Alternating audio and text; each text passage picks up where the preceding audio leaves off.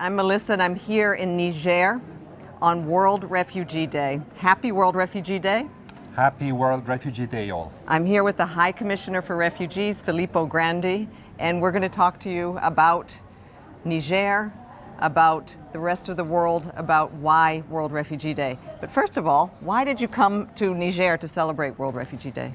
Because this is one of the poorest countries in the world, and yet one of the most generous countries in the world in terms of hospitality. It has security issues, economic problems, a complex neighborhood, and it has never ceased keeping its borders open for people fleeing war, persecution, violence from neighboring countries and even from further afield. So I want to say to the world today, take example from Niger. Follow this example. Don't embrace policies and politics of closures and rejection. Take example from a country that does not use as an excuse its lack of resources and keeps being generous and open. Okay, well, we just released our Global Trends report yesterday, and in it we told the world that 85% of the world's refugees are not in Europe, they're not in the United States, they're not in Australia, but they are in countries like Niger.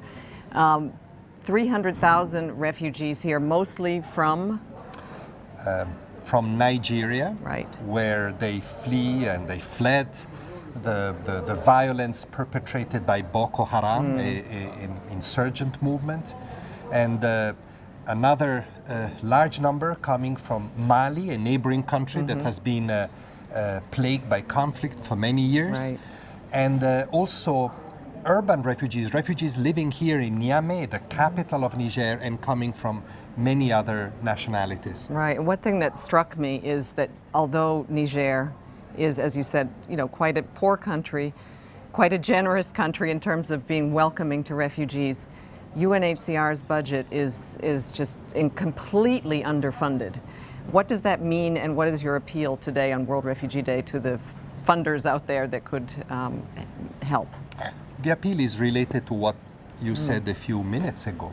85% of the 68 million people that are displaced and refugees around the world, this is the figure that we just published on the occasion of World Refugee Day, 85% are in countries that need help. And we need help for the refugees, food, medicines, shelter, but we need also longer term help. We need refugee children to go to school, and we need people to have jobs, and communities hosting them, particularly in places like Niger, where hospitality is so generous. Those communities also need help. Also, I mean, one of the things that's really important here, this is kind of a pivotal country also for the world. I mean, it has also been a transit country.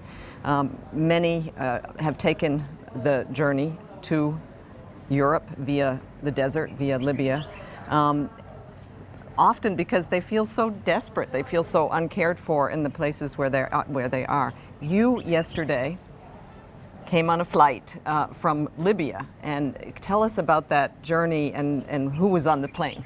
I thought it was very significant to fly on the eve, the night before World Refugee Day, with 122 refugees from Eritrea, from Somalia, and other African countries, whom we managed to extract literally from those very harsh detention centers in Libya that we've all seen on TV. And we were able to identify as especially vulnerable. Many were women and children, and bring them here to Niger. Here they will undergo a process of further screening and hopefully will be resettled, as we call it, meaning transferred to countries in Europe and other places where they can rebuild their future. Right, so this is a new international program that actually is functioning on the Libya end. UNHCR is able to get people we identify as refugees and particularly vulnerable released.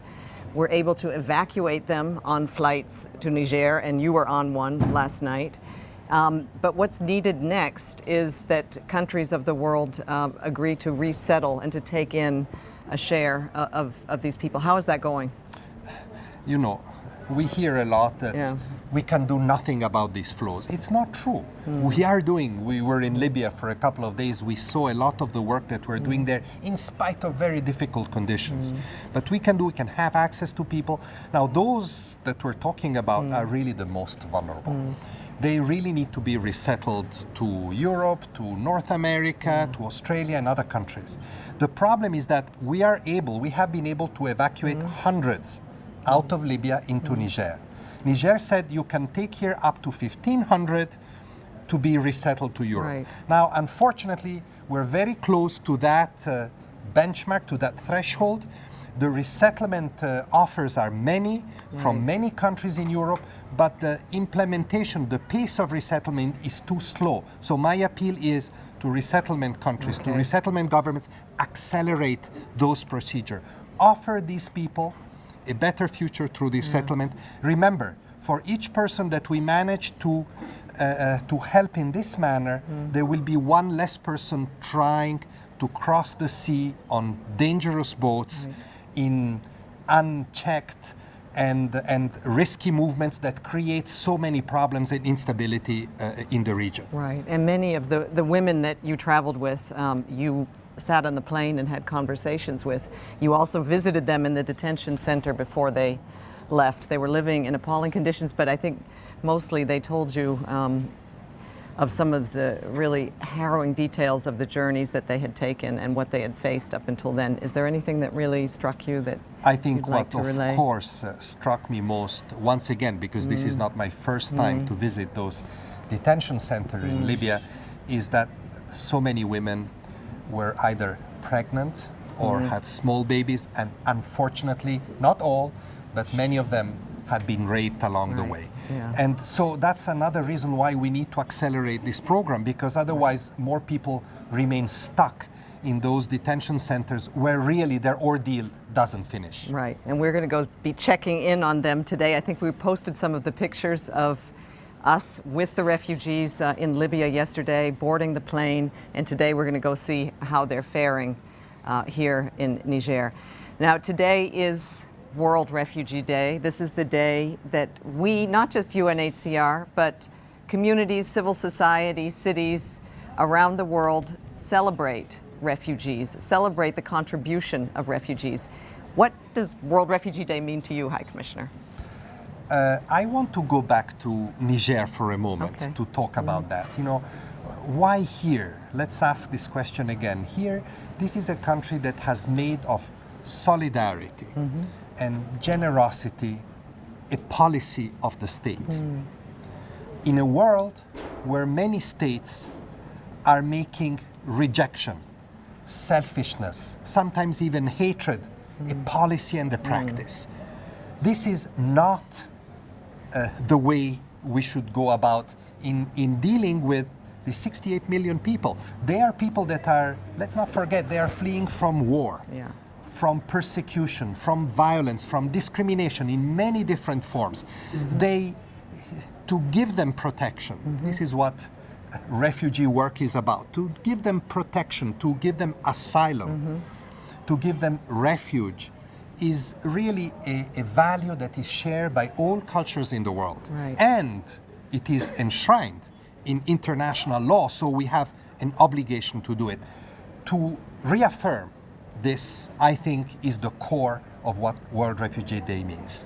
Good. Okay, we'll be also posting a lot about World Refugee Day. Tune into our Facebook to watch that. I'd like to talk more about the world. We have questions we've received when we announced this Facebook Live. We received a number of responses from you around the world, and I'm going to ask some of these questions. Just one second, I'm just scrolling down. We have a question from Surah from Jordan. Multiple conflicts have resulted in a massive displacement of men, women, and children around the world in record numbers. The world's current number is, as you said, over 68 million refugees and displaced, which is the highest level since World War II. In your opinion, as the UN Refugee Chief, what are the innovative solutions that are called for to manage this? The most innovative solution is that we need to build alliances coalitions, partnerships with different actors. Traditionally, we've dealt with this matter as a humanitarian problem, which of course it is. But we need to look longer term. Unfortunately, this crisis lasts for many years. So for example, the traditional approach did not allow us to have resources to send refugee children to schools, or it did not allow us to help host communities. Now, we are building these alliances with the World Bank, with the private sector, with civil society, all actors that can bring new resources and new approaches. And Sura, you are in Jordan, a country that hosts also generously many refugees, Palestinians, Iraqis, Syrians now, and where this type of new approaches is really making a lot of progress. So Jordan is an inspiration to the world, as well as Niger, in terms of how we deal with this problem in innovative ways. Indeed, and there's some hope on the horizon, even though we announced, record figures, which is actually quite depressing. It's like a reflection on a world in which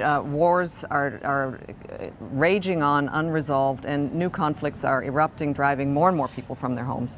And yet there is some hope for refugee response, and that is in a document that is being negotiated right now. It's called the Global Compact on Refugees. We hope that it will be adopted by the UN General Assembly. And in it, some of these measures, a kind of new blueprint for refugee response is in it. Do you want to simply just explain what will change if this compact is adopted? Sometimes when I talk about the compact, say, oh no, another boring UN documents. No, this, I think, as you said, Melissa, this is a great opportunity because in that document, we want to reflect these new approaches. First of all, we want to recommit to the fact that refugees need help and protection. That's fundamental. All the principles are there. We don't want to reinvent them, but we want to reaffirm them. And then we want to really build new approaches, promote new approaches, because also, remember, refugees are the bulk of the refugees are in a few host countries. The number of donor countries, yes, the number of donor countries is small. We need to make this broader. The Refugee Convention, the most important document in terms of refugee how to deal with refugees, says it very clearly. It's an old document, but very valid. It says refugees are an international responsibility. They've lost the protection of their own country, so the whole world should come together and help them. And this is what this document, this pact, global compact, wants to achieve. So we'll have, in addition to the humanitarian actors like UNHCR, we're going to have development actors, so whole communities can actually benefit. Private sector, businesses from, and we're piloting this in 14 countries, including a number here in Africa. Africa, unfortunately, continues to be the theater of so many of those unresolved conflicts. That's why we need to focus a lot on Africa. And it is actually sad to say, but in spite of the generosity of the African people, as we see here in Niger, it is very difficult to tap into the generosity of donors to help Africa. It is still the most underfunded region in the world, and I'd like to use this opportunity to remind everybody of the importance of helping African countries, communities, host very large numbers of refugees. Yeah, absolutely. We have a question from Geneva. There is growing xenophobia and hatred speech, many times geared against refugees and immigrants. Countries turning inwards and politicians speculating against these sentiments, closing borders and ports. What can each of us do as a citizen? Great question, huh? It's a very important question, perhaps the most important today. But I think that we should, of course, counter these narratives, explain that what I said earlier, refugees are people escaping from violence. They don't bring violence, escaping from deprivation, and so deserving of our help for humanitarian reasons. But I think it's also important to remember that this is not the only narrative in the world. There is still a powerful narrative of solidarity, of respect, of generosity. Look at what happened a few days ago in Spain, when the Aquarius, this boat carrying 629 refugees and migrants, finally docked in the only country that accepted them. Right. And hundreds, maybe thousands of people Yes. came out in Valencia, in this Spanish city, Right. to greet, to bring fruit, Yeah. and to bring their welcome. So I may be too optimistic, but I think that we must be optimistic and think and remember that this solidarity exists, and tell politicians, stop always this negative narrative. Don't be afraid. Listen to those that want to support refugees. Right. They also have a voice. They also have a vote. Very important. Yeah, it's often assumed that the voices of hatred, just because they're louder, are the dominant voices, when actually we do witness, especially also here on World Refugee Day, so many people who really care, who really want to do something. So thank you so much for that question. Very And good yes, question. everybody can do one thing and the world will be a better place for refugees. This leads to our next question from Damjam Novinch. I would like to ask you about EU asylum policy. And he says it's pretty clear that the EU desperately needs asylum reform. He also cites the boats and the Aquarius and the very dramatic situation on the sea. So what would your proposal be? I know that you're working very hard to submit some recommendations to the upcoming European summit. Is there Yeah. anything you could... I think we should not forget an important thing. Europe is the continent where the Refugee Convention was born. The European Union is where many of the most advanced refugee policies have been developed and implemented. Europe has been a model for decades for the rest of the world.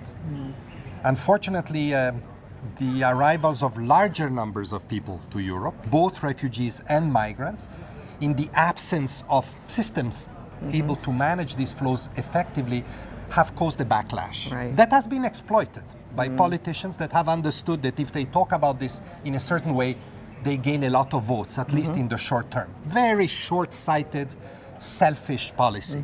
But I think that there is space, there is solidarity. We need to continue to talk reason. We need to continue to explain, first of all, that there is no emergency in Europe. Right. The number of people arriving in Europe in 1 year is less often than the number of people arriving in an African country in 1 week. Exactly. So I think and that it's gone way down. and it's gone since way down since even last year, and way down So since the I year think before. that it is manageable, but of Right. course it has to be Yeah. managed well. It is important for the European people that it is not chaotic. Right. And I think what is very important, it has to be managed collectively. It Right. cannot be managed by one country or the other country alone. Europe is a political union. Yes. They need to be able to work together. If Europe cannot show that it can work together in handling this phenomenon, how can we ask the whole world at the time of the Refugee Compact to do the same? Right. So once again, I'm calling on Europe to give a positive and not a negative example. Right. We have another question from another part of the world where in another country that has opened its borders and welcomed over 700,000 Rohingya refugees from Sudab Kumar.